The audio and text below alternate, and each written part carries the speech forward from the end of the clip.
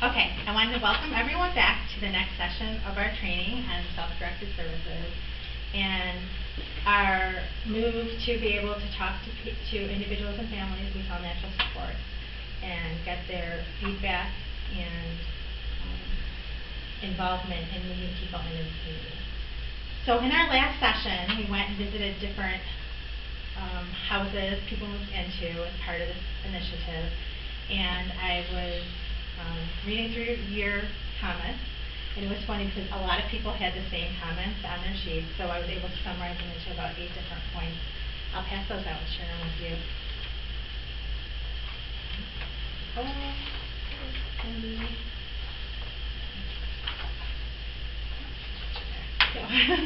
So I thought we'd just go through the summary of our observations. The one that I saw over and over again on a lot of people's sheets was that individuals living in less restricted sites seemed very happy, and that was awesome. The next thing that I summarized for you guys was that, and I found a lot of people also, was that there were watching individuals in group homes performing day-to-day tasks, and there was emphasis on their abilities rather than disabilities. I thought that was a really significant observation because that's definitely the goal of what we're trying to do with this move to a less restrictive environment. This was a neat one. Someone said that they spoke to an individual and they were happy to not have to get up and go to sleep when someone told them to. And it's really something you don't think about all the time, but can you imagine having a bed check when you're an adult person? Like someone say, okay, it's 8 o'clock, it's time for you to go to bed, or it's 7:30 and it's time for you to get up. And there's no reason other than trying to make the group home function efficiently for that to happen. So not having to abide by those rules was something this person apparently enjoyed, and gave them some freedom and they were happy. So it was a great observation as well. This one made me sad, and I actually cried a little bit because I thought, oh, it's very touching. Someone wrote down that one individual told me he finally felt free to be the person that he knew he could be. I thought, wow, that doesn't perfectly summarize what we're trying to accomplish, and nothing does. The seniors I observed were happy to have a choice of activities.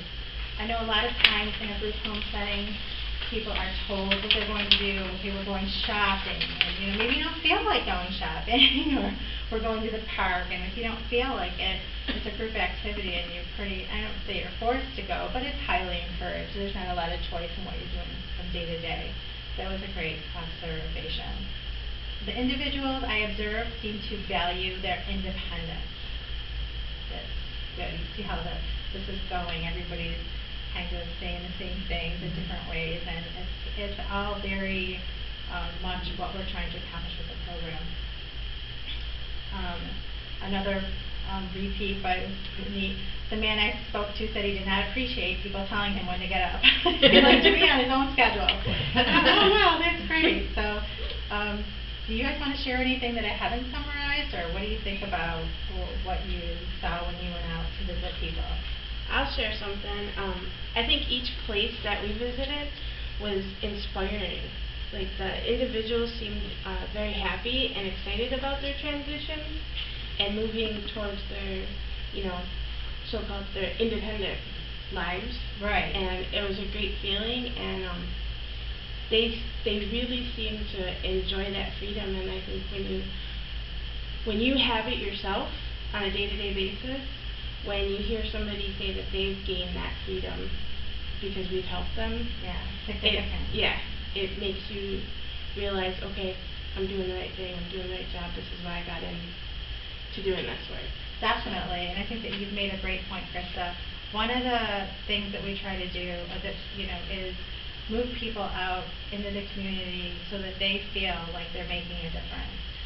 We always, in the past we've always said we're making a difference by helping people live independently in a group home, but when and for sure it was an improvement from what was before the group home, the institutional setting. The group home was the natural stuff, is the evolution of the process. And if you would ask me 20 years ago, do I see a group home as a restrictive setting, I've been like, what are you talking about? Is that a restrictive setting? you know, where people are living here, they're going shopping, they're doing great things, but it really is when you break it apart and look at it like someone, you know, like if they walk in my shoes, when you walk in someone's shoes, you realize, oh my gosh, you know, this really is restrictive. We're making them get up at 8, we're making them eat lunch at 12, we're telling them what they're going to have to eat sometimes. Yeah. You know, we're saying, let's go to the movies and let's decide as a group what we're going to see. It may not be what someone wanted to see or do, or maybe they just wanted to stay home and do nothing. So that's a great observation. Anybody else? Yeah, I agree with Krista. I think the individuals were so happy and like giddy. It's like teenagers being able to go out on their own for the first time without their parents. You could see they're happy about being independent, things that we take for granted that we can do on a daily basis whenever we choose to. Like basically like what you were saying, we take those things for granted, and this is so new to them. And they just enjoyed it and embraced it. Yeah, it's so true. The people that we visited are the success stories, and I'm not sure it's for everyone, you know, but I understand what you're saying, and I agree with you. It's like when you let your kid take the car for the first time, you know, without you in it, you're sweating it out, and they're all like living the time of their life, and it's the same thing here because, you know, we're sending people out to live on their own for the first time, and we're not sure what's going to happen, just like, you know, with your own kid, but there are supports in place so that they're not going to get hurt, you know, and these people are just so happy to be a part of it, so it was very inspiring. Anybody have anything else you want to share? I totally agree with what everybody's saying. I think that the independence is wonderful. I think the one thing that comes to my mind, though, is what happens if an individual gets scared? What if they don't know what to do? Some of them don't have people to fall back on. They don't have a family. They have just themselves. And if they're out on their own, what will happen then? You know, right. If somebody has a fall, or you know, they forget their medicine, or something happens and there's nobody there to help them. That's a really great question. Not everyone's going to be able to live independently, and it's something that we know. There is always going to be a group home or a residential facility for people who don't have the ability. So if you were on a lot of medication and it was essential for you to live, and you couldn't get a nurse to come in daily to help you with that, then you may be better off in a residential facility. But for those people that are able to do so, that want to make that change, we can provide we can work with their natural support to provide some extended services. They're less restrictive, and for the agency, they're less costly because it's not 24-hour care. Right. So it's kind of the best of both worlds for those people. One of the things we do is we still may offer them day hab services, or even in a day hab without walls. So if they say, I want to be totally independent and I don't want to go to a group day hab, because in a group day hab you're back to everyone's doing the same thing, everyone's doing the same project. You know, we're skill building, but it's not individualized. Maybe we would have them work with a music therapist or an art therapist, and they would be able to do some individualized projects, things that interest them. Yeah, things that they want to do. Right. Yeah. So natural supports are supposed to check in on them. We set up a contract with them. It's more of a contract of the heart than it is of a legal sense. Okay. A lot of times it's their sister, their brother, their mother, their father, aunt, uncle, a good friend, something like that. So we try to work with those people. We stay in touch with them, and we still have people to go out and check and make sure that everything's going okay, that they're budgeting their money, that they don't have any concerns about how to use different appliances and things like that. It was really neat story. Like the first time I was able to go out into one of these group homes, the man that I met with was so excited because he learned how to cook. He's like, I never knew how to cook before. When he moved out, he didn't have that skill. It was living on his own, he realized the need to have it, and then was able to take some classes and work with those staff people to gain those skills. So they're not just going to be, we're not abandoning them. Right? And that's something we want to make sure people don't feel abandoned. So we don't want to present this to a mom or dad or an aunt or anyone that we don't feel that they need to live in a group home and they don't want to live here, so off they go to their own. Right. Yeah. We definitely don't want that message going out. what we really want to do is make them comfortable with the concept by using the same words that they're using to express to us why it's important. We want them to know about freedom and things of that nature, anything that would embody what we're trying to accomplish. So don't think that we're going to abandon people. We're not going to abandon anyone, for sure. Anyone have anything else to mention? Well, can they still have like a link to like, because we're going to be moving from our group homes. Can they still have a connection like with the individuals they were living with on a day-to-day basis? Can they come back in and Yes, of course. join in activities that are at the group home or something? They could if they wanted to, but what we normally find is that it's more of a social relationship that they develop with people. So they may come back to visit or share a meal or brag about what they're what they're out doing. But it's really funny. It is actually inspiring to other people. We find that they normally don't want to move back and be part of the restricted. Right, not necessarily move back in, but we can let them know that they can come back at any time and have dinner with everybody. I think that would give them a sense of comfort knowing that they could always go back, that you know, and talk to people. Definitely. And, you know. And as an agency, that's definitely the philosophy to make sure that people are taking people first initiative. It's the person is first, the services are second, the cost is last. That's always been our philosophy of doing business, is to take care of people. So if that's what they chose to do, we would certainly be able to accommodate that. Okay. Anything else? No? Okay, well, as the next part of the training, what I thought we should do is make a board of words that we feel embody this concept of being out in the community and moving away from the, what is like one single word? So I'm going to pass out some sticky notes, my favorite. And actually, Krista, do you want to be the writer? We can have you write them and have other people Write them on here? Yeah, you can write them for us, and then we can put them on. You can put them on the board. Okay. Yeah, we can get a black Sharpie so we can look back at it. Okay. I know for me, the word that I felt would be very good to use when talking to someone and trying to explain this to them would be freedom. Because I heard it over and over again. Freedom. I feel free. I'm free to do what I want. I'm free to get up when I want. I'm free to eat what I want. So freedom definitely, is definitely a good word to use when we're talking about self-directed services.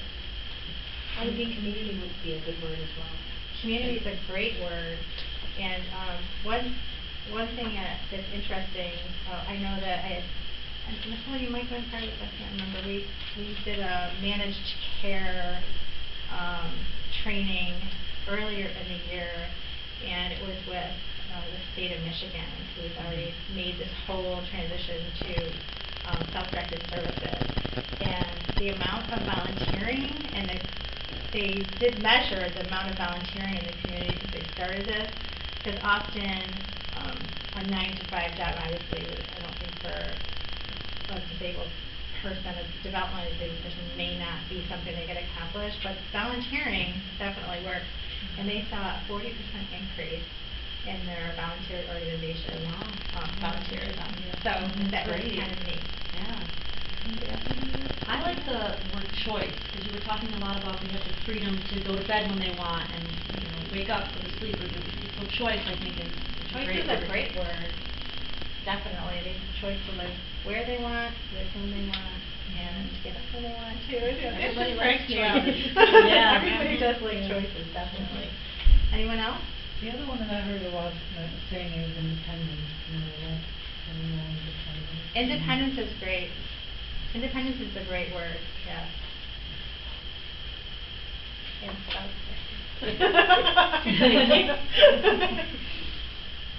We talked about how happy everyone was, too. It seems happiness. Happiness? The happy song. I'm happy.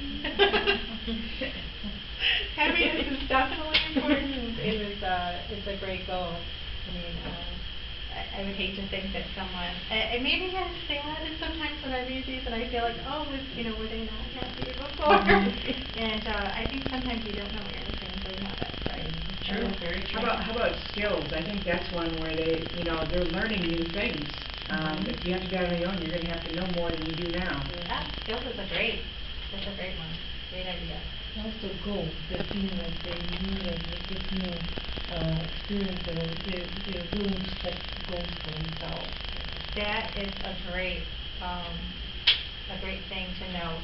Goals is really important, and it's funny because I wonder, as we go through this process down the road, I wonder if someone's initial goals will be changing, like, you're going to see the evolution, you're going to see, okay, my first goal is to go out and live independently, and now I've accomplished it, and my second goal is to be able to cook for myself, and I've accomplished it, and what's going to come next? Maybe volunteerism or something like that. So I think that's an excellent thing to know. Yeah, like the one person that actually mentioned, they have, it seems like in their piece that they already have a job, but they are looking to better themselves, to get a better job, to make more money, or be Absolutely. contributing more and stuff like that. Yeah, bettering themselves, contributing more to their community, I think that's all really important, and that's a great observation. I think of the word confidence. Perfect. Confidence. Like, I think all these things build their confidence I think you're right. in themselves and maybe actually And maybe some in other people. pride too. Confidence and Oh, pride confidence too. and pride. Very good. Both very good.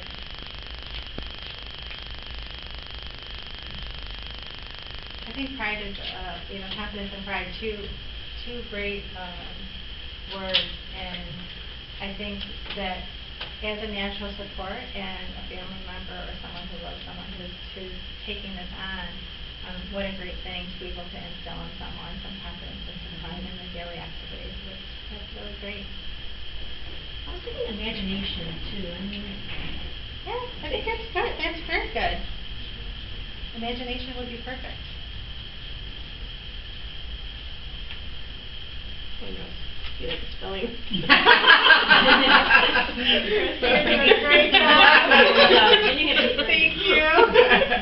Yeah, imagination is great because you're right. I mean, think about it. They haven't been allowed that opportunity. They've never been afforded that privilege before to be able to decide for themselves what they want to do. They're, as far as they can imagine, they can probably accomplish it. They have the support to be able to do so. So that's great. Great one. Anything else?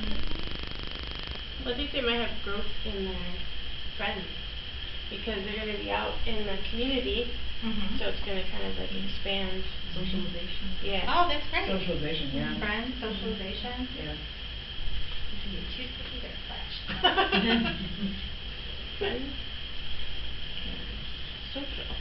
Perfect. And it's all about interacting with community, so I think that's a great embodiment of the concept because getting out there, being social, that's what we want for people. That's definitely one of the goals. So that's wonderful. That's a great starting point, and you want to kind of practice. How are we going to do this? And this is a great concept. We're worrying about it. We believe it.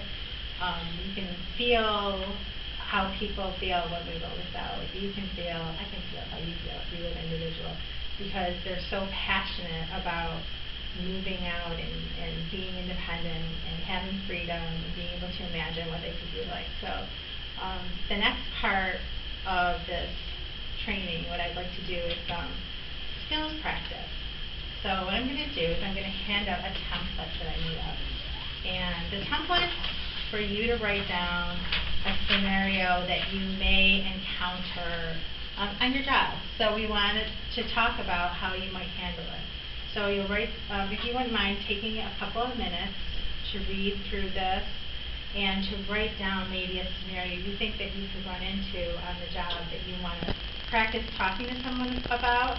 Then we'll break into teams, and what we'll do is we'll have one person be the manager, one person be the support, and someone that's going to give them a coach to give them feedback. And because it's such a small group today, I think what we're going to do is probably just start with one group, and then we'll move to the second group instead of doing them simultaneously. We might be able to learn more from having you practice with us if you guys are okay with that.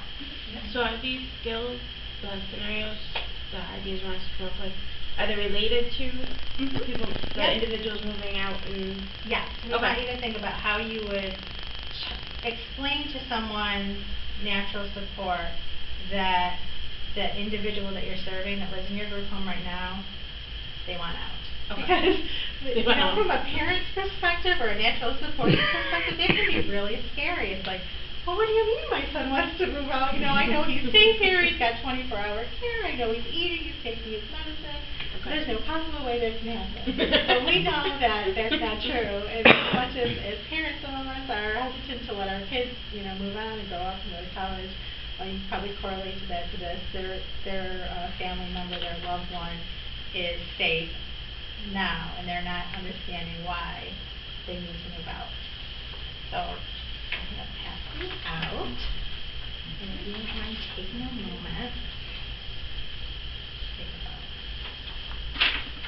I'm going to however long you need. I'm sure that you have something probably to talk to them as a family every day, so I know that you have these probably right at the back of your head.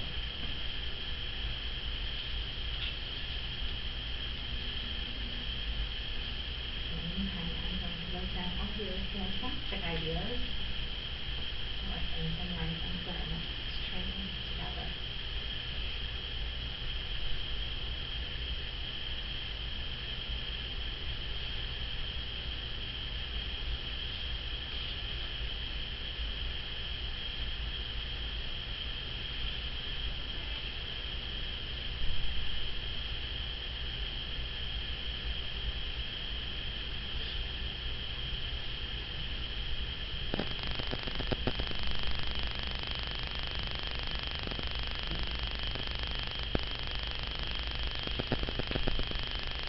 Great.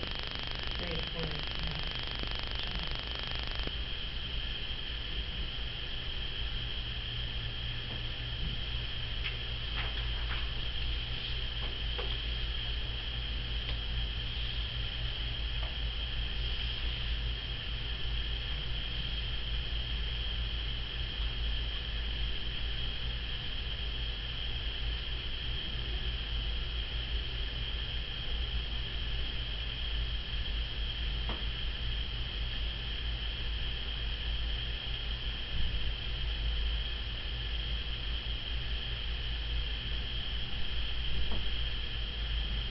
I'm keeping my ears up. It's really good.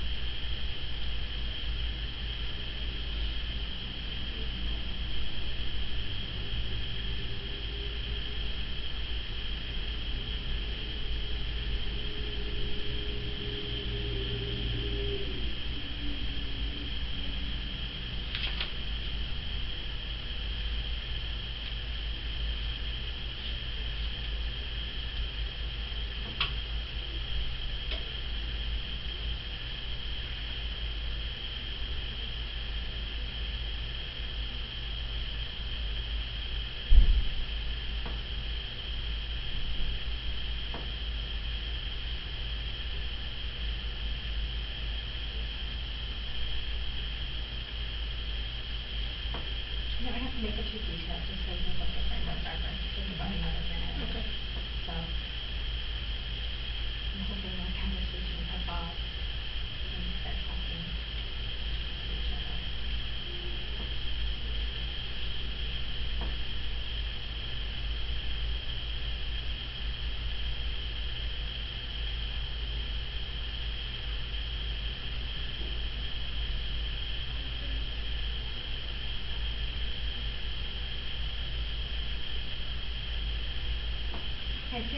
just about finishing up, so I'll just start to explain what we're going to be doing here.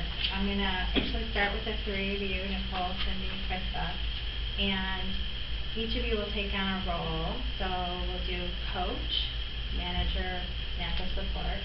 I don't know what your scenario is, so I don't know what your role as natural support will be. And then we'll switch and we'll do the same thing with this group over here. So Cindy Okay. is the manager. Okay, I'm going to play the role of a manager of a group home and speaking with the mother of an individual who wants to move out of the group home and in with his girlfriend. Oh, wow. That's a good one. Very realistic. Okay, Krista, you're the mom, so go ahead and do. Hi, Mrs. Smith. Your son John has expressed an interest to his staff at the home that he would like to move in with his girlfriend and live more independently on his own. How do you feel about that? Okay, well, this is, at first I've heard, I think he's kind of been hinting with things he's said when we've been together, but I'm a little scared because he is going to, I feel like he's going to lose maybe the socialization of all the individuals he's currently sharing with at the group home, and will he have that support still, and how can we best get him going? 'Cause I'm scared about it because he's Right. been with you guys for so long and he's doing Right. great. Yeah, and that's the thing. Working with him, we've noticed him progress so far that we feel that he is able to do this. He will still retain all his supports. He will continue to go to his day program every day. Okay.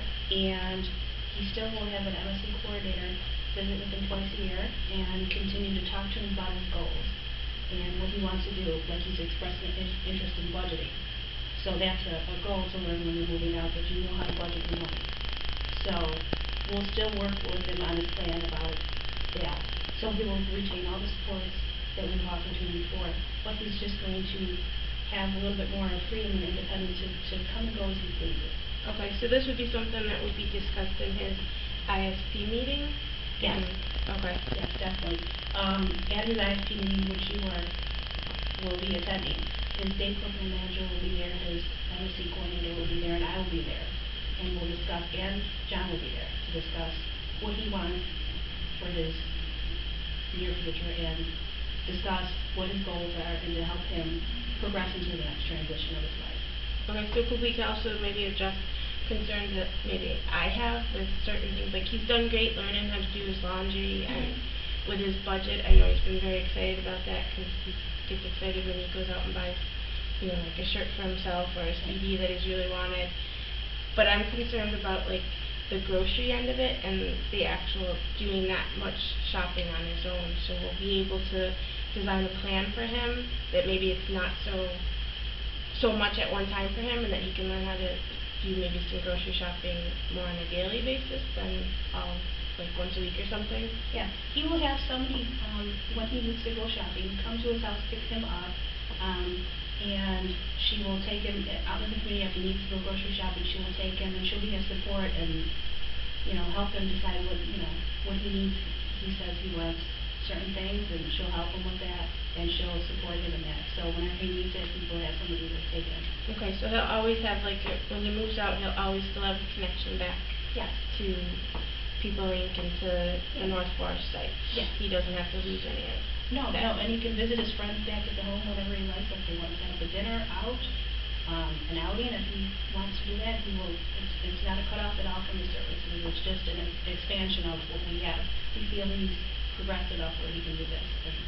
Oh, I think he's grown so much from being in the group home with you guys that I'm very proud of him, and I want to see him go farther in his life, because I know he has so much more potential and he can do it. And I want to bring in maybe his sister along with, you know, me, and she, I know, will be totally excited about this. I think this is something she's been waiting for her brother to have. So Right. can I start including her into all those and maybe set up another meeting Yeah. with you Yes, and we can other do that. people? Next meeting we can set that up and discuss that. Okay. All right. Thank you. You're welcome. Yay! That's great. This is perfect. And I can tell you guys have lots of experience in this because it was, you know, a very realistic thing that you're going to be running into. It was wonderful. Thank you for doing that. You're welcome. Coach Nicole, do you have any feedback for them? I think when you're approaching, you know, a guardian or a parent, when you start to talk to them about something of this type of a nature, because this could be very scary for a parent. I think they're feeling comfortable with the individual living in the home or what have you. Maybe before you say, well, this is what they want, maybe we need to talk about something very positive about the individual before we mention what their thoughts are. Right.